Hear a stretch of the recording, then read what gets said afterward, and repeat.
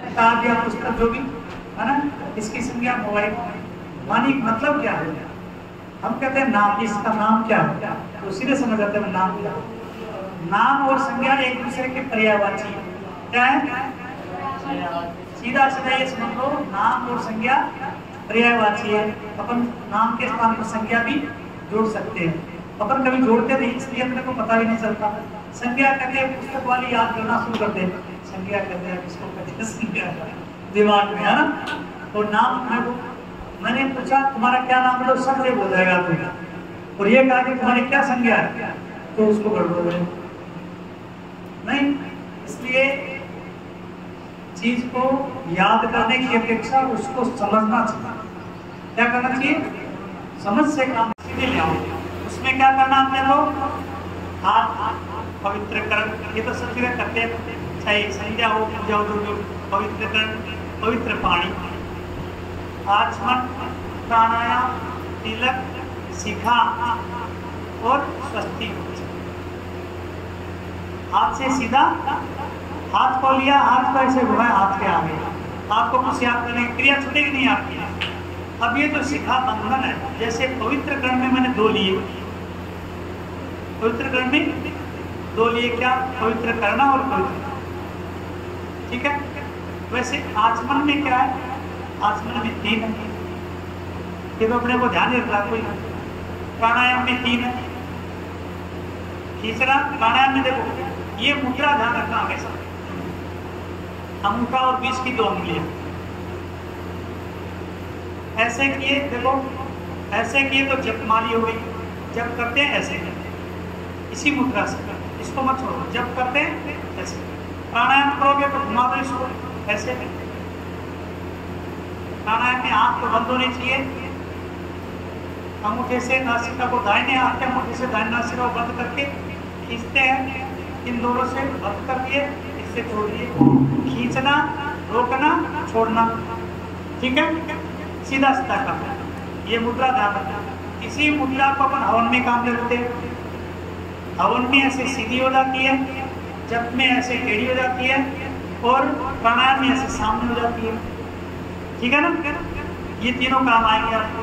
कुछ हाथ कई बार हम करते हैं, कई लोग ऐसे करते हैं, कई लोग होती नहीं, बस केवल उनको ये पकड़ो, उसको थोड़ी देर तक ऐसे पकड़े रखते हैं, आदत हो, ठीक है। तो हमने ये बताया आपको, पवित्रकरण हो गया, आचमन हो गया, प्राणायाम हो गया, तिलक हो गया, शिखा हो गई, स्वस्ति वाचन। आ जाओ स्वस्ति वाचन और सकता। यहाँ तक की क्रिया यदि आपने सही की, कोई आदमी विद्वान व्यक्ति होगा वो समझ जाएगा आपकी तो कलाकार है, पंडित है, जानकार है, और आपकी चीज छूटेगी। अब यहाँ बंधन में, जैसे मैंने पवित्रकरण में 2 लाए, तो शिखा बंधन में भी आप 2 ले सकते। वो क्या? बंधन में अपने यजमान के ग्रंथि बंधन भी, तो बंधन को भी 2 ले लो। यहाँ शिखा बंधन, और अगर पति पत्नी बैठे तो ग्रंथि बंधन। हालांकि ये शास्त्रीय विधि नहीं है, ये लोकाचार है, पर यद्यपि शास्त्रम सर्वथा सिद्धम तदपि न कर्तुम लोक विरुद्धम। शास्त्र अपने जगह सिद्ध है, लेकिन फिर भी लोक विरुद्ध काम करने पर भी गड़बड़ी होता है महाराज जी, या है ना। तो अपने को बंधन में 2 लिख लेना, जहाँ आवश्यकता हो तो बंधन के शिखा बंधन और ग्रंथि बंधन, इस चीज को आप नोट कर सकते हो। पवित्रकरण में 2 है, आचमन में 3 है, प्राणायाम में 3 है, तिलक में भी 3 है, त्रिपुंड करते हैं कई, है ना, और शिखा बंधन में 2 है, और फिर स्वस्ति वाचन और संकल्प भी 2 है।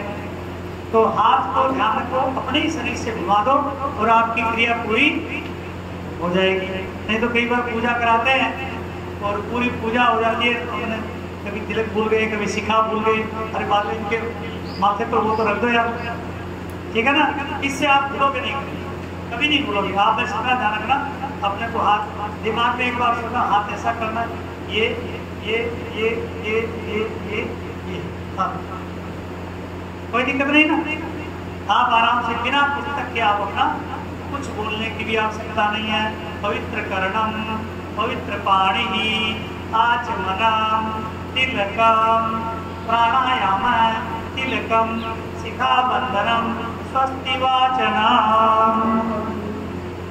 और संकल्प, पूजा की जो मुख्य चीज है वो संकल्प। जैसे पिलर के ऊपर मकान खड़ा रहता है, वैसे संकल्प के ऊपर पूरी पूजा खड़ी होती है। पंडित होगा, विद्वान होगा, तो संकल्प बोलते ही पूरा समझ में जाएगा ये कितना पूजा करवा सकते हैं, ये कैसी पूजा करवा सकते हैं। संकल्प सबसे बड़ी, पूरे पूजा प्रकरण की जो रीढ़ है वो संकल्प है। जैसे अपन कोई पत्र लिखते हैं, उस पत्र में जो सबसे महत्वपूर्ण जो चीज है वो उसका एड्रेस, ऊपर का पता। वो सही नहीं है तो आपने चाहे कितना भी कुछ सही लिखा हो तो सब बेकार हो जाएगा। और अगर आपका पता सही है तो आपने यदि राम राम भी लिखा है तो वो आपका राम राम वहां तक पहुंचे। इसलिए पूजन में सबसे जो महत्वपूर्ण चीज है वो संकल्प है। ये क्रियाएं छूट भी जाए नहीं भी हो तो भी कोई बात नहीं है, लेकिन संकल्प छूटना नहीं चाहिए। और संकल्प आपका सही होना, इसके सही करने के लिए अपन क्या कर सकते हैं, संकल्प तक आने में आपको कोई दिक्कत है। स्वस्ति वाचन संकल्प। संकल्प क्या है? संकल्प आप कौन हो, कहाँ बैठे हो, कौन सा काम किस लिए कर रहे हो, ये सब चीजें संकल्प में बोली जाती है। जल आदि क्यों लेते हैं? दीपक और जल ये सब कर्म के साक्षी होते हैं, आपकी गवाही देते हैं। जल लेकर, जल साक्षी है, कर्म साक्षी। दीपक, दीपक जलाते हैं, दीपक क्यों जलाते हैं? वो हमारे कर्म का साक्षी है। तो संकल्प लेने से पूर्व अपने को ये ध्यान रखना चाहिए कि दीपक का प्रज्वलन हो जाए। दीपक नहीं जला है, यदि कोई ऐसी पूजा जहाँ पर दीपक जलाना है तो संकल्प से पूर्व दीपक का प्रज्वलन हो जाना चाहिए। हे भागीर, हे क्या करते हो यार?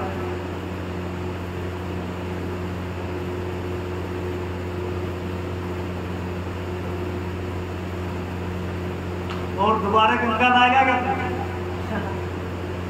संकल्प से पहले क्या हो जाना चाहिए? दीपक का प्रज्वलन। क्यों? संकल्प भी जल की साक्षी में और वो सब कर्म का साक्षी है। आप मेन चीज संकल्प होती है, आपका संकल्प सही समय पर होना। संकल्प हो गया ना तो बाद में चाहे भद्रा लग जाए कोई दिक्कत नहीं। आपकी पूजा संकल्प करना पहले जाकर के, जैसे मान लो 9 बजे भद्रा लग रही है और आपको यह कि पंडित जी और लोग जो है सब पहुंचने वाले नहीं है, तो आप यजमान को बैठा करके उसका संकल्प करवा, फिर कोई दिक्कत नहीं है। तो सबसे जो मुख्य चीज है वो क्या है? संकल्प। सबसे पहला संकल्प किसने किया पता है? ईश्वर ने सबसे पहला संकल्प किया, एको हम बहुश्यामा, मैं एक हूँ और मैं बहुत सा, ये संकल्प। और दूसरा मुख्य संकल्प किया राजा बलि ने। जब वामन भगवान बलि के यहाँ पहुंचे तो बोले 3 कदम पृथ्वी चाहिए। बोले महाराज छोटे छोटे पैर है, आप 3 कदम क्या 30 कदम पृथ्वी चाहिए, आप इतने ले लो। बोले नहीं 3 कदम चाहिए, चलो ले लो। तो बोले संकल्प करो। संकल्प की क्या आवश्यकता है? बोले संकल्प की आवश्यकता इसलिए है, आप जो दान कर रहे हो उस दान करने का आपको पुण्य प्राप्त होना चाहिए। संकल्प का ये महत्व है। ऐसे दिया गया दान और संकल्पित दान, इसमें बड़ा अंतर होता है। तो इस चीज को अपने को समझना है। गोदान, महाराज गोदान का संकल्प करा, संकल्प बड़ी चीज है। तो बोले संकल्प, तो संकल्प किया था उसने। चलो ये ज्यादा करने से विस्तार हो जाएगा। संकल्प महत्वपूर्ण है, ये ध्यान रखना। और संकल्प को हम सही कैसे कर सकते हैं? तो ये सब चीजें तो सभी पुस्तकों में लिखी हुई भी है। विष्णु श्रीमद् भगवतो महापुरुषस्य, उस परम पिता परमात्मा से चल करके हम कहाँ तक आ चुके हैं ये संकल्प में बताया जाता है। जैसे मान लो एड्रेस कोई होता था, फलाना गांव, फलाना जिला, उस गांव में ये गली, ये मोहल्ला, मकान नंबर इतना, तो ये फलाने का बेटा ये, ठीक है ना, ये एड्रेस है, वही एड्रेस यहाँ पर, बाकी चीजें तो उसके अंदर लिखी हुई होती है, लेकिन एड्रेस में पूरी चीज, बाहर की पूरी चीज लिखी होती है, ये फलाना है। तो विष्णु राज्य प्रवर्तमानस्य अद्य ब्रह्मणोन्निधि प्राप्ते विष्णुपदे श्री श्वेत वाराह कल्पे सप्तमे वैवस्वत मनवंतरे अष्टाविंशतिमे कलियुगे। ये जो कलियुग चल रहा, कौन सा कलियुग है? 28वें, 28वें कली प्रथम चरण, कली का प्रथम चरण है। जम्बू द्वीपे भारतवर्षे भरतखंडे तत्रापि परम पुनीते, राजस्थान कोई भी प्रांत है जहाँ पर बैठे, अपन राजस्थान में बैठे तो राजस्थान प्रांते क्षेत्र का नाम बोल लीजिए। हमारे यहाँ प्रसिद्ध क्षेत्र लोहारगढ़ है, लोहारगढ़ तीर्थ क्षेत्र सन्निकटे जीर्ण माता इत्याख्य देवी स्थान सन्निधौ गावली बाबा धाम आश्रम, जो भी स्थान जहाँ पर आप बैठे वहाँ के नाम तक आप आते हैं। विक्रम सगे बुद्धावतारे संवत्सर का नाम, जो संवत्सर चला उसका नाम। सूर्य उत्तरायण है, दक्षिणायन है, अभी दक्षिणायन है। पिंगल नाम का संवत्सर, सूर्य दक्षिणायन है। श्रावणे मासे सुबह कृष्णे पक्षे चतुर्थ्यां तिथौ पूर्वाश्रामितायां। अगर नक्षत्रों का भी आपको बोलना है, ग्रहों का बोलना है, तो अमुक राशिस्ते चंद्रे, अमुक रास्ते सूर्य, अमुक राशिस्ते देवराज गुरु, शेषेषु ग्रहेषु यथा यथा राशि स्थानानि स्थितेषु। इतना सब नहीं कर पाए तो अपने वो नाम, स्थान जहाँ बैठे वो, और गोत्र शर्मा, हम अपना गोत्र और नाम, ठीक है ना। अपना गोत्र यजमान का करवाते, यजमान का गोत्र और नाम। किसी को गोत्र मालूम नहीं हो तो काश्यप गोत्र सबके लिए बोला जा सकता है। तो काश्यप गोत्रोत्पन्नोऽहं नामाहं सपत्नी कोहम मम आत्मन है श्रुति स्मृति। ये हमेशा ध्यान रखने की बात। तो मेहमान अपने घर में आया, ब्राह्मण अपने घर में आया, तो ये समझना, साधु अपने घर में आया तो अपना ये समझना चाहिए कि अपना परम, तो ऐसा गले से भी लगना चाहिए, हाथ ही नहीं। यथा वाणी तथा पाणी,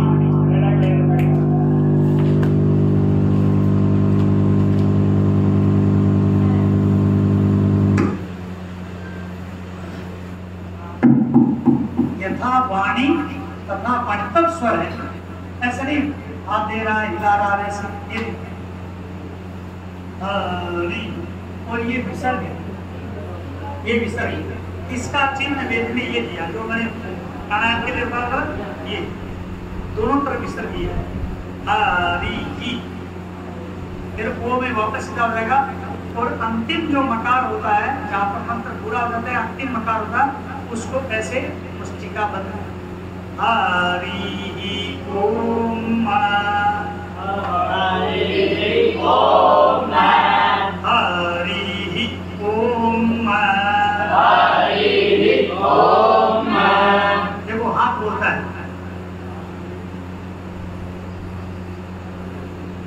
ऐसा लगेगा, है ना, है रि ई ओम, है रि ई ओम।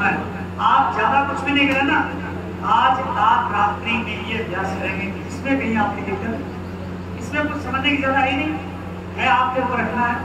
री आपका खड़ा बीच में है, री और ही में ये लेना है, ओ में वापस बुला और मैं में वापस बुला, है री ई ओम। आप एक बार मेरे पीछे पीछे व्यात्मा बोलना, मेरे पीछे आप लोग हरि मैं बोलता हूँ,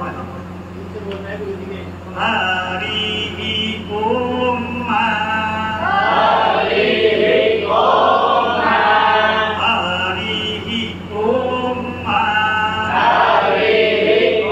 ओम, हरि ओम, हरि ओम, हरि ओम, हरि ओम। 1 2 3 4 5 1 2 3 4 5 1 2 3 4 5 1 2 3 4 5 हरि ओम हरि ओम हरि ओम हरि ओम। अपने जीवन में कुछ कर पाए नहीं कर पाए, लेकिन ब्राह्मण के घर में जन्म यदि लिया है तो मरने से पूर्व एक मंत्र का अभ्यास अवश्य, ताकि आपको वेद का साक्षात्कार आपसे हो जाए। वेद भगवान आपके ऊपर प्रसन्न, पूरा वेद चाहे नहीं पढ़ पाए, लेकिन एक मंत्र स्वर के सामने और एक मंत्र भी नहीं पढ़ पाए तो हरि ही ओम का जो है ना, वैसे बहुत सी जगह प्रचलन में क्या ओम का ही है, वेद में ओम से शुरू करते हैं, लेकिन हमारी जो गुरु परंपरा है उसमें हमने हरि ही ओम से, हमारे गुरु जी ने हमें वाचन करवाया, इसलिए हम उसी का अनुसरण करते हैं। हम गुरु परंपरा का ही अनुसरण करते हैं, इसलिए हम हरि ही ओम ये वाचन करते हैं। तो आप इतना तो आप आज अभ्यास करेंगे, हरि ही ओम। अब गणानामता का मैं आपको स्वर बता देता हूँ। ग में नीचे चिन्ह दिया हुआ है, और ये जो नीचे का जो चिन्ह है उसमें हाथ दो जगह जाता है, या तो वो नीचे जाएगा और या दाहिना जाएगा, या तो नीचे जाएगा या दाहिना जाएगा। अब अपने को समझना ये कि हम कैसे समझे कि नीचे जाएगा या दाहिना जाएगा। इसको समझने के लिए हमें आगे का स्वर समझना होगा। आगे अगर ये है खड़ी रेखा वाला तो नीचे जाएगा, नीचे जाएगा, और अगर नीचे वाला ही है तो ये दाहिना जाएगा। नीचे वाला को नहीं, ये नीचे बराबर का दे दिया, ये ऐसे चलेगा। और अगर ये आ गया तो इससे पहले नीचे वाला ये नीचे ही जाएगा। ये बनता ये ग ना उड़ना, नीचे ऊपर बीच में। मैंने ये बताया ये बीच में आएगा, बीच में आने के लिए उसको ऊपर जाना पड़ेगा, हाथ को बीच में आने के लिए कहाँ जाना पड़ेगा, ऊपर, और नीचे से सीधा ऊपर जाता है। नीचे से हमेशा बीच में रुकता नहीं, नीचे गया सीधा ऊपर आता है। तो ग में नीचे गया, ना में ऊपर आ गया, और ना में बीच में। तो ये क्या हो गया, गणानाम त्वा। अब यहाँ त्वा में कोई स्वर नहीं है, तो बीच में आने के बाद जब तक कोई स्वर नहीं आता तब तक हाथ हिलता, चाहे एक अक्षर हो, दो, चार, कितने भी हो। यहाँ आ गया तो यहाँ जब स्वर आया तभी हाथ हिलेगा, इसके पहले हिलेगा तो अपना स्वर क्या हुआ, गणानाम त्वा। अब इसका बोलने का एक तरीका होता है, ग को नीचे लेना गले से भी, ना को ऊपर चढ़ाना हाथ से भी और गले से भी। सुनो एक बार, ग को नीचे हाथ से भी नीचे और स्वर से भी, ना को ऊपर हाथ भी ऊपर, गले का स्वर भी ऊपर, ना बीच में हाथ भी बीच में और गले का स्वर भी बीच में। तो इसमें ये होता है गणानाम त्वा, गणानाम त्वा, गणानाम त्वा, गणानाम त्वा, गणानाम त्वा, गणानाम त्वा, गणानाम त्वा, गणानाम त्वा। अंगूठा अलग, अंगूठा अलग, हाथ अंगुलियां सीधी, अंगूठा अलग, इस पर ध्यान देना हमेशा। हाथ गणानाम त्वा, गणानाम त्वा, गणानाम त्वा, गणानाम त्वा। समझ में आ गया? अब आगे देखो, गणपति, गणपति में वही स्थिति बन रही है, ग नीचे न ऊपर, प बीच में, सीधा कोई दिक्कत नहीं है। गणपति गो, गणपति गो, गणपति गो, गणपति गो। एक बोल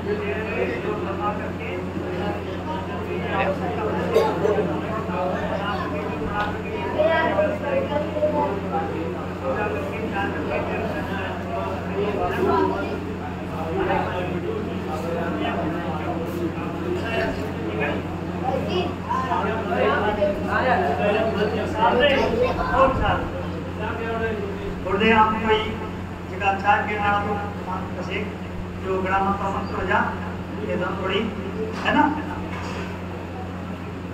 तो ये देखो समझ में आ रहा ना?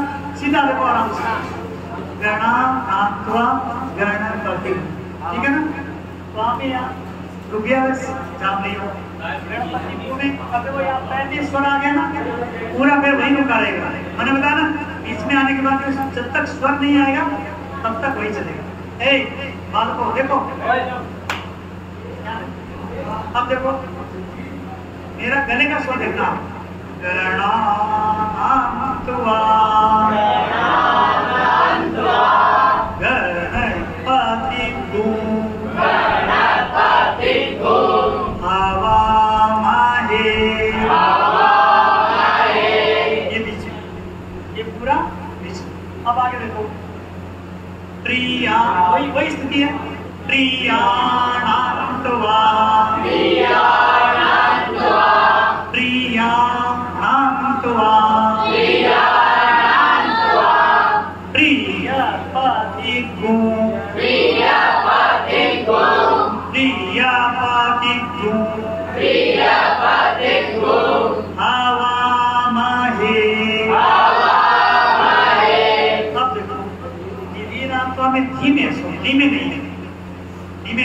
वही रहेगी, धीमे स्वर देगा और वो भी नीचे जाएगा। ये तो आपको समझ में आ जाएगा, नीचे क्यों जाएगा, ये खड़ी रेखा नीचे ऊपर पीछे। अब देखो धी बड़ी मात्रा, एक ये ध्यान रखना मंत्रों में श्लोकों में अगर बड़ी मात्रा है तो उसमें आपको दुगुना समय देना चाहिए। निधि नाम का बोलेंगे तो अर्थ हो जाएगा, क्या बोलेंगे, निधीनात्वा, देखो नी छोटी मात्रा, निधीनात्वा, अरे बाएं हाथ में दाहिना है, चलो चाहिए वो वही चलाना पड़ेगा।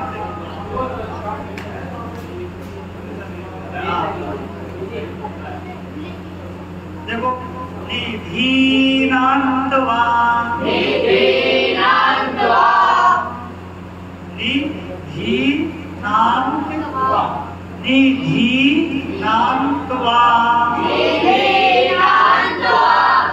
निधिपतिभो हवामहे, अभी पूरा वही पड़ेगा, स्वर नहीं ना, वसो ममा, नए में स्वर है, सबको दिख रहा ना, नए में स्वर है, आ और है में नहीं है, तो ये कहां से आएगा मेरे, ऊपर से आएगा। क्यों, आ में चिन्ह होता तो नीचे ऊपर बीच में आता, आ और है दोनों में नहीं है, इसके पहले जिसमें स्वर नहीं है वो सब ऊपर है, आ और है दोनों ऊपर है, और वैसे ही बोलना चाहिए आ है मैं, कहना चाहिए मैं में।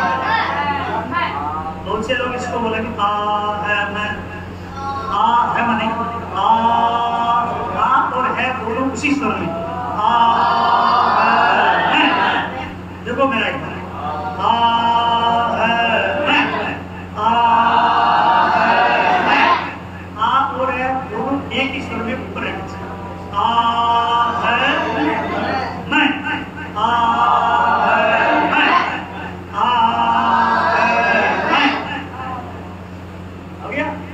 जानी, आ है मैं जानी,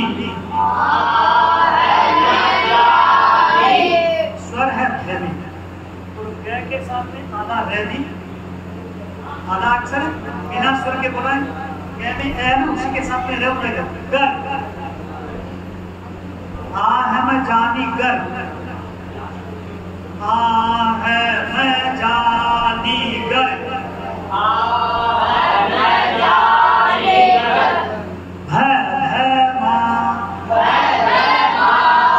अब ईश्वर गिरा नहीं है। मैं नहीं गिरेगा। गारे देखो, गारे गारे मैं बात समझ आ गई ना। गारे मैं,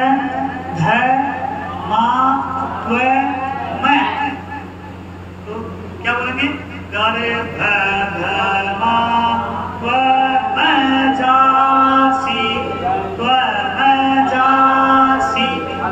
अब ये जो गर्भा है, ये क्या है? इसको हम ऐसे लेंगे, गर्भा। हम ये क्यों लेंगे? आगे जो मंत्र हमने इसके आगे वाला वो मंत्र इधर से शुरू, नीचे का स्वर, इसलिए आगे का नीचे का कोई हम इधर लेंगे। तो गर्भा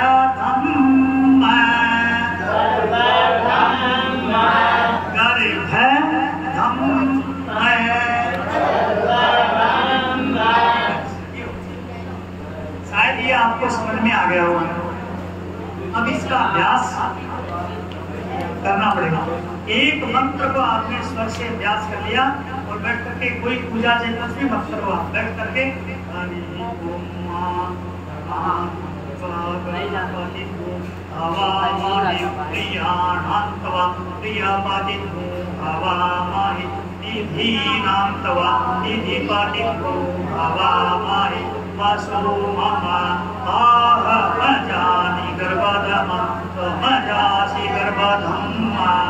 यही तपस्या, यही साधना ब्राह्मण के लिए लिखा है।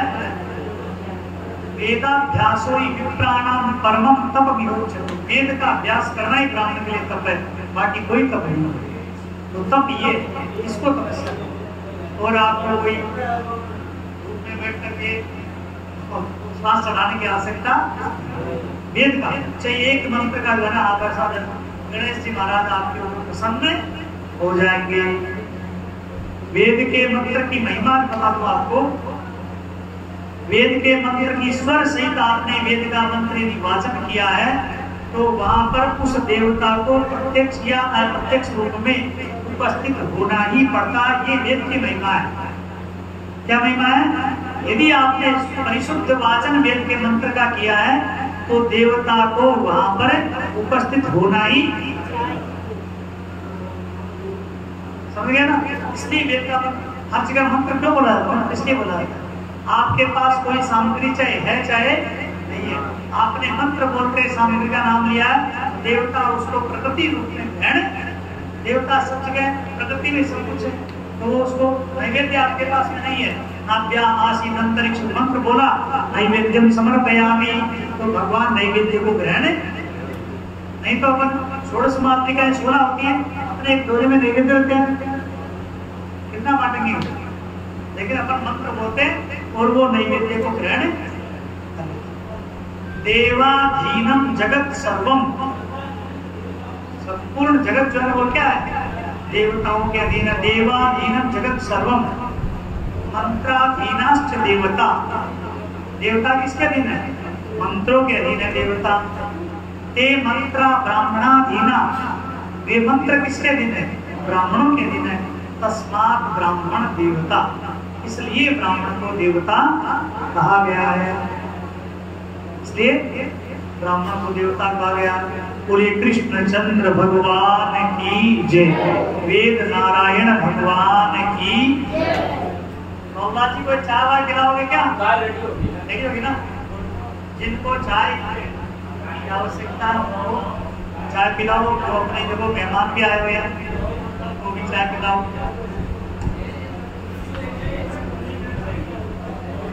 तो ठीक है ना।